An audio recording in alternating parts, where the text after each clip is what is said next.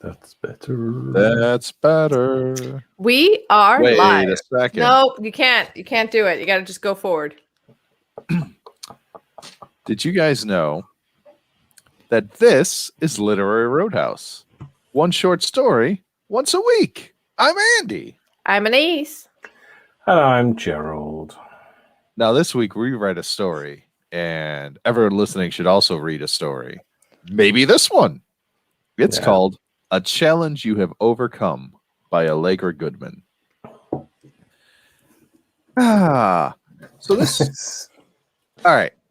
We follow the Rubensteins, a family that long marriages Lee. Andy, I'm going to throttle you. I am going to Is that it? Is that your summary? I told him. This is why, you see, Gerald, this is why I said before we went live, this is exactly why I said to him what I said. And you were like, oh, no, it was fine. Because I know Andy. I know him. They are a family that long marriages Lee. You can't tell me they're not. Yeah.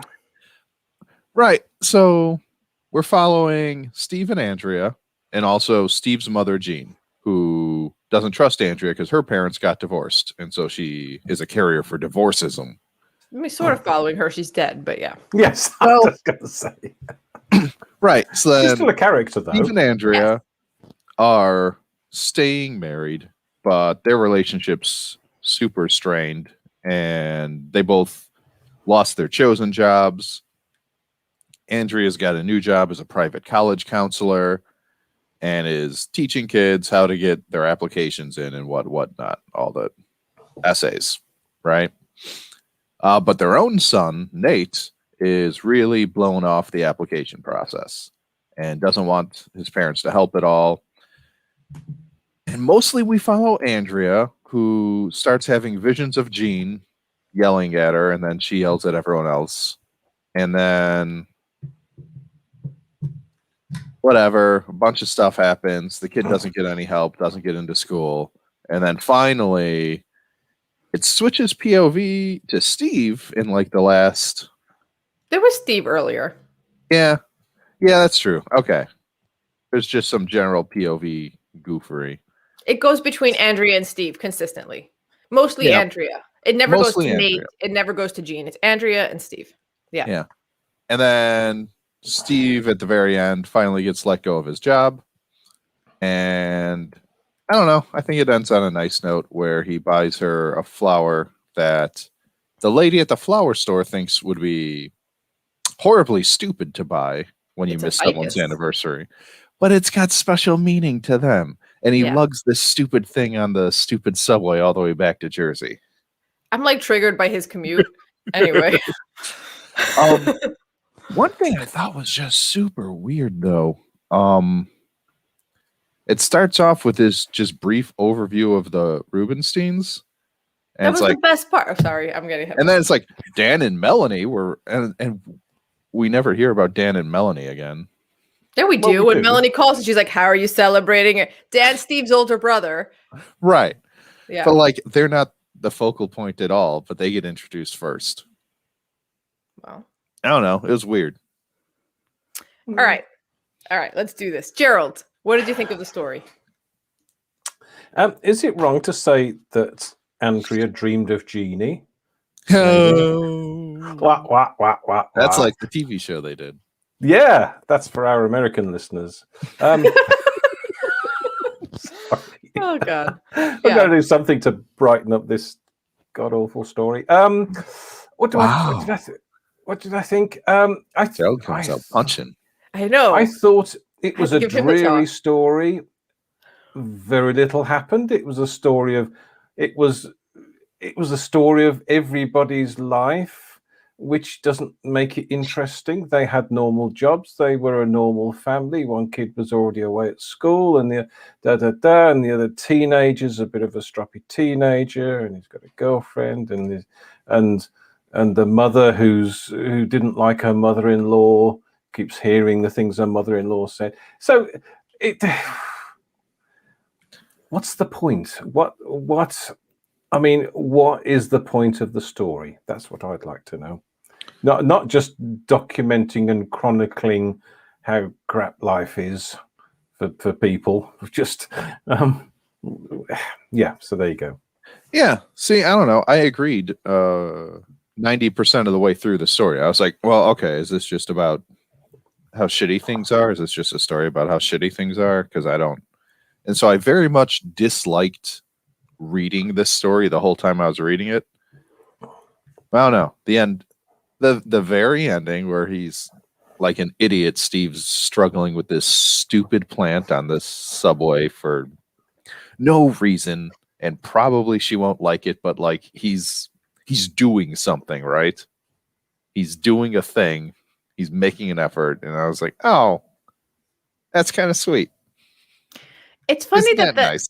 It's funny that the ending saved it for you, when for me, it only confirmed what I already knew in a way that felt really unsatisfying. Okay, there's a lot of good things. So I don't want to, like, I actually don't like starting with the negative, because there are a lot of things that I really liked about it. But just to sort of like jump on what Gerald was saying, I don't know if this, it's funny from our perspective, our demographic, the kind of stuff we read, the kind of people that we interact with us, it's like, oh yeah, welcome to living. Because we forget that like billions and billions of people on the planet do not experience this, but our bubble most certainly does. So we know this very, very intimately.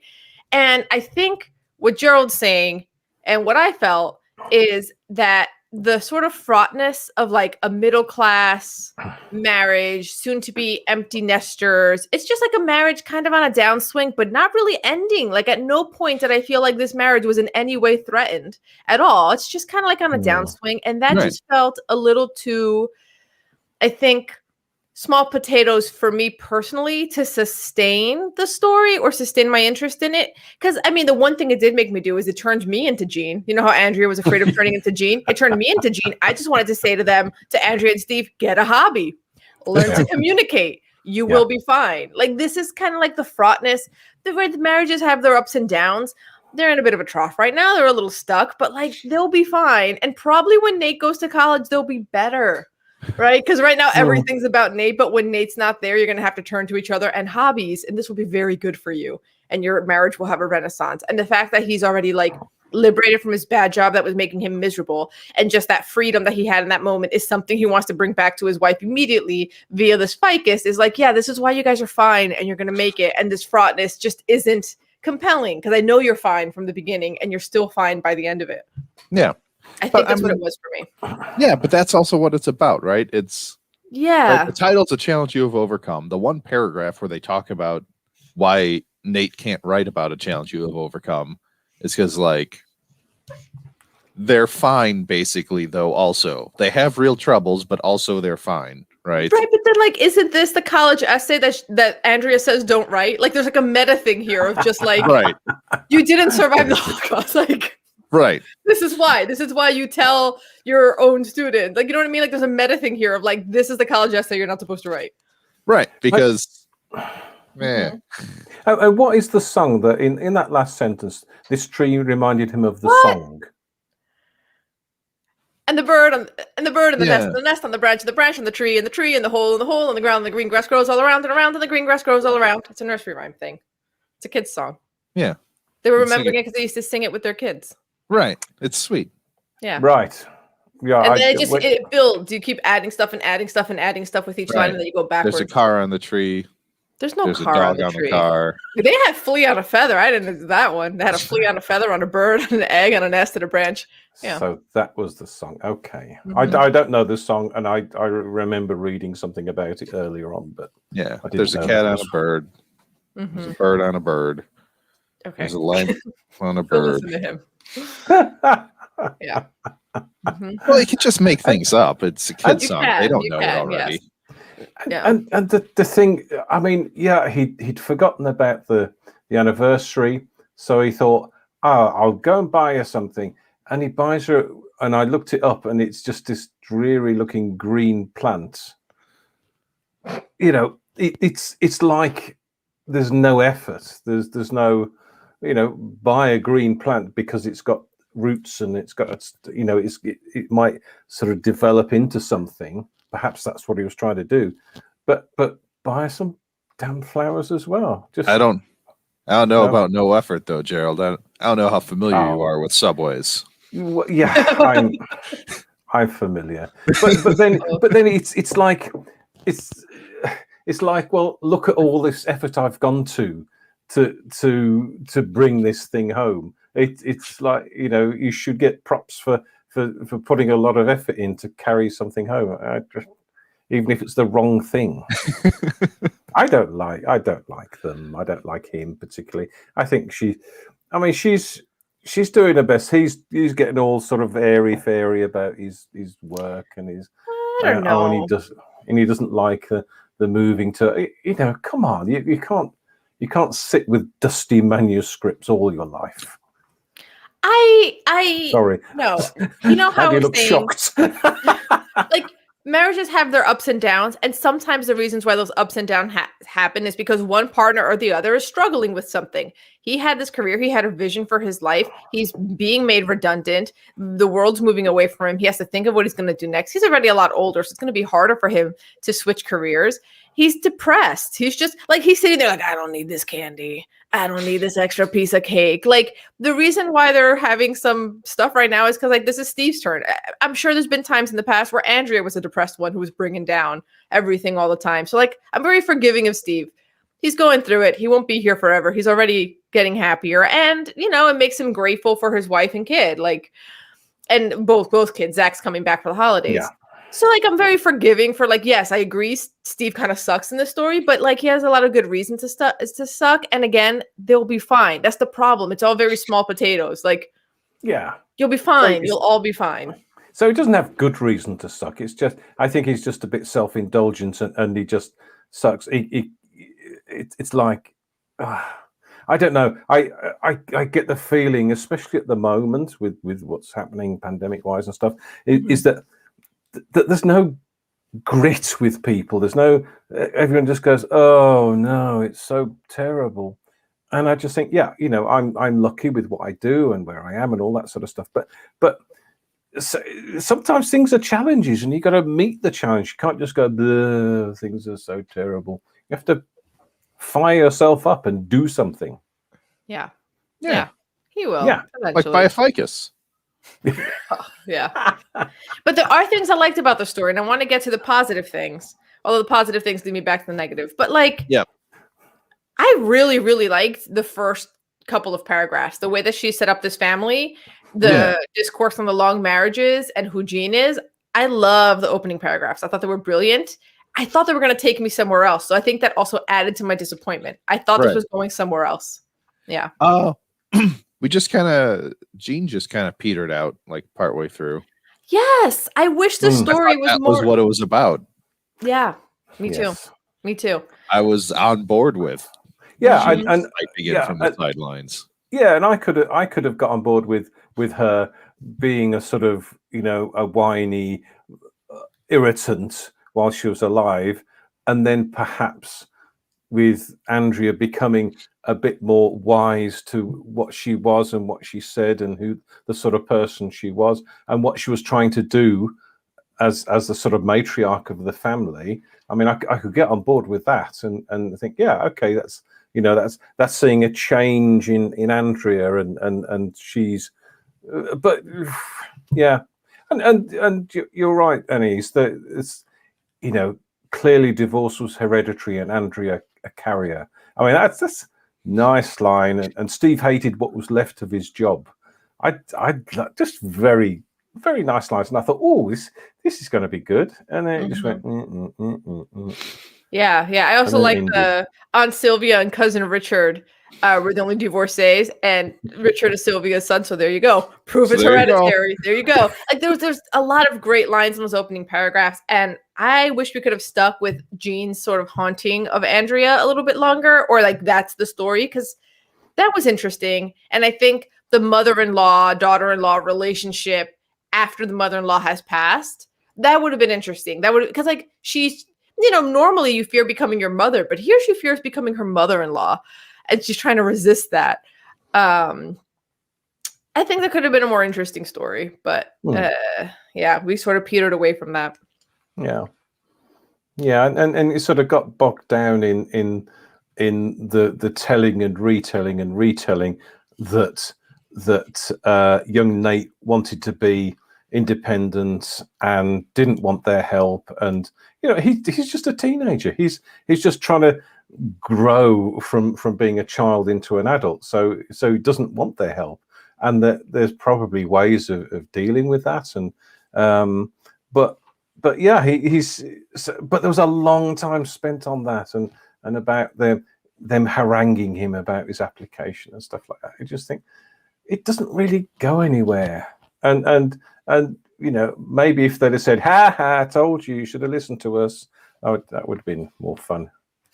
But they're not going to do that. But No, obviously the disagreements on how they, nice people, yes.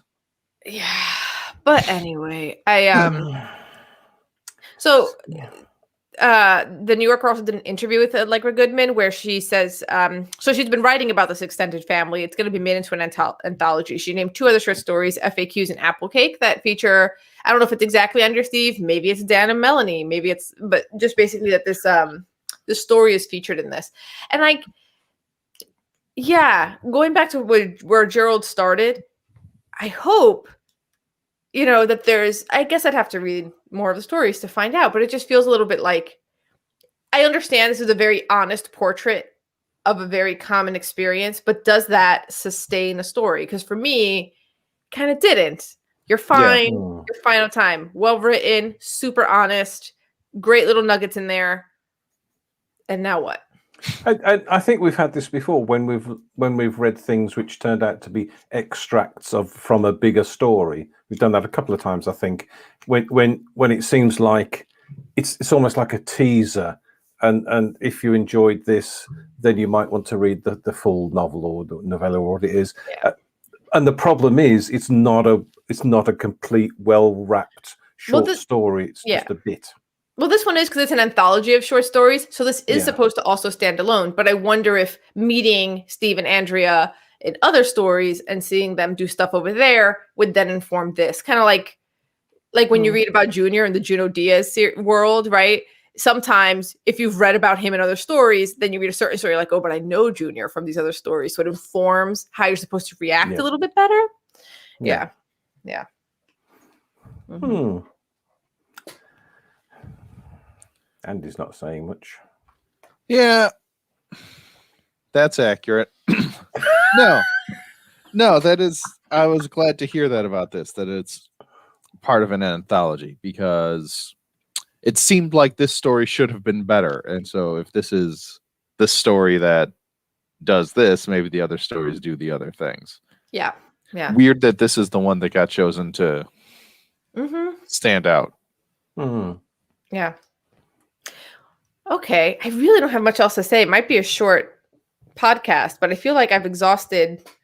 Well written. The opening, I thought we were going to go somewhere else. I wish we would have gone where I thought we were going. Right. The opening was really good. Really good. Really good. And I was really excited with that opening. That was going to be a real interesting story. And then instead we did this other one where we just meander in general middle-class malaise. Yeah, exactly. But they'll be fine. Right. So, yes. Yeah. It's very meta. They've got no energy to do anything else but make it not fine. This is my metaphor for life. Why muddle along in a relationship that's not very good? But I think it is good, right? Again, like long marriages, you have your ups and downs. I can think about my own parents who've been married going on 37 years this year.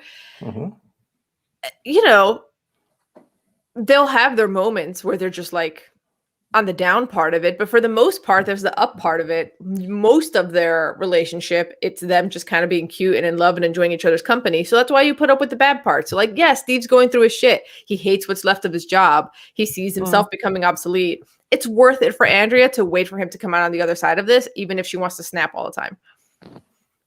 Yeah, I see that, and I see him going through a difficult period and losing your job because the job's just not there anymore. It's like you're also losing your identity because he identified with the job he did, Yeah. and he enjoyed it.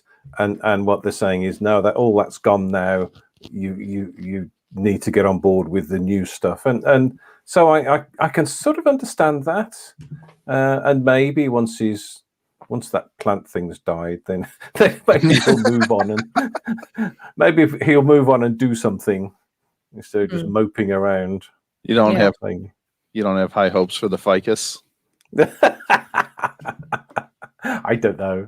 I don't know how long they last or anything about them, but I don't know.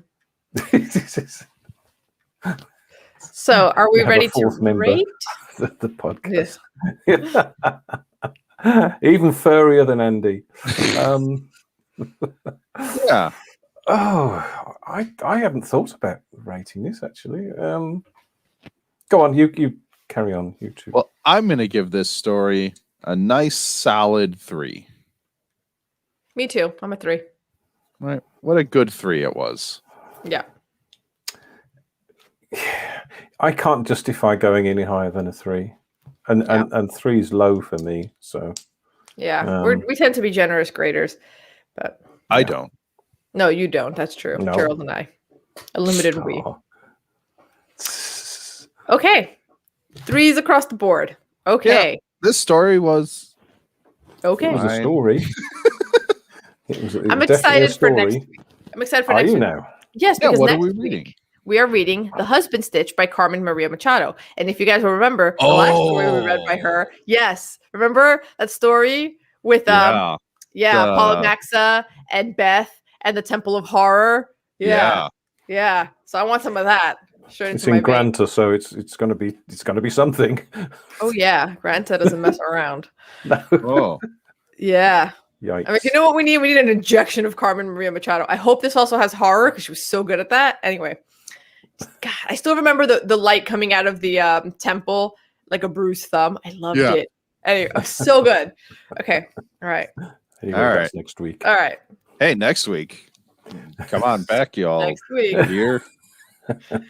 Okay. Before you go, we'd like a second pair of eyes on our podcast analysis. Share your feedback in our Facebook group, The Literary Roadhouse Readers. And if you don't want us to become a podcast ghost that haunts you like a late mother-in-law, review us on iTunes and support our podcast on Patreon at patreon.com/literary roadhouse. Every bit helps. And as always, share this podcast with the teenager politely dodging your parental love. Until next time, read a good story. Read a good story. Very good.